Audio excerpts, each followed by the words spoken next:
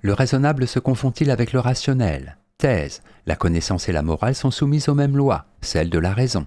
Antithèse. Le rationnel relève de la connaissance, le raisonnable de la morale. Ils ne se confondent pas. Thèse. Le raisonnable se confond avec le rationnel. En effet, les critères de la raison sont identiques qu'il s'agisse de la science ou de la morale. Le vrai s'impose dans le raisonnement, le bien s'impose dans l'action. Un jugement raisonnable est aussi rationnel. Premier argument. La raison dicte le bien. Il est faux de penser que le jugement moral soit totalement libre. En effet, dans bien des cas, le bien est évident. Devant l'injonction morale « tu ne tueras point » par exemple, je n'ai pas vraiment le choix. La raison me dicte qu'il est bon de ne pas tuer mon semblable. Je ne peux pas plus refuser cet impératif que dans un raisonnement, une conclusion logiquement déduite. Deuxième argument, la morale est rationnelle.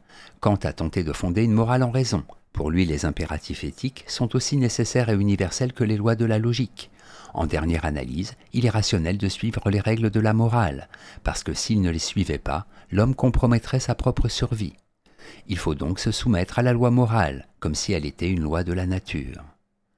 Troisième argument, il existe une logique de la morale. Cette équivalence du rationnel et du raisonnable est illustrée par la création récente d'une logique déontique, qui vise à formuler les lois qui président à la formulation de jugements moraux. Ce type de calcul moral a d'ailleurs déjà existé par le passé, avec la casuistique, science des cas de conscience.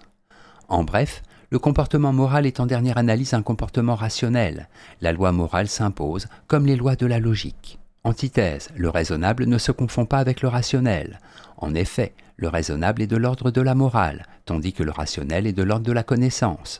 Une action est raisonnable, une déduction est rationnelle. Connaissance et morale n'obéissent pas aux mêmes impératifs. Premier argument. Le rationnel obéit à la logique. Raisonnable est un adjectif qui qualifie les fins de l'action, alors que rationnel désigne le raisonnement logique. En termes kantiens, le premier s'applique à la raison pratique et le second à la raison pure. Alors que le principe de la raison pure, c'est la nécessité, une déduction rationnelle est nécessairement exacte, la raison pratique, elle, n'obéit à aucune nécessité. Deuxième argument, le raisonnable relève de la morale. En effet, alors que les lois de la raison pure m'obligent à suivre les règles de la logique, rien ne m'oblige à suivre les impératifs moraux. En d'autres termes, ce qui est rationnel s'impose à moi en vertu de lois, alors que ce qui est raisonnable fait l'objet d'un libre choix moral. Il faut donc distinguer deux figures distinctes de la raison. La science, ou ses applications techniques, et la morale, ou ses applications politiques. Troisième argument, connaissance et morale sont deux ordres distincts. Ainsi, il n'y a pas de commune mesure entre la connaissance rationnelle de la nature et le jugement moral raisonnable. On peut conduire une guerre de manière tout à fait rationnelle, sans que cela nous autorise à dire que c'est raisonnable. En bref, il faut distinguer ce qui est rationnel de ce qui est raisonnable, le premier de l'ordre de la science, le second de la morale. Synthèse. D'instinct, nous sentons que raisonnable et rationnel n'ont pas le même sens.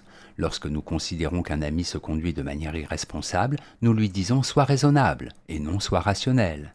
Cette dernière expression sonne bizarre et suggère un tout autre sens. Un comportement rationnel ne pourrait être que celui d'un robot, d'une machine, d'un être dépourvu de liberté et de sentiment, soumis à une nécessité implacable. C'est bien la preuve que nous attachons la qualité de raisonnable à des comportements humains, donc à des actes libres. Il est vrai que certains philosophes comme Kant ont essayé de fonder la morale en raison. Mais la loi morale ne peut en aucun cas se déduire à la manière d'une conclusion logique. Elle provient d'un acte libre de fondation de valeurs.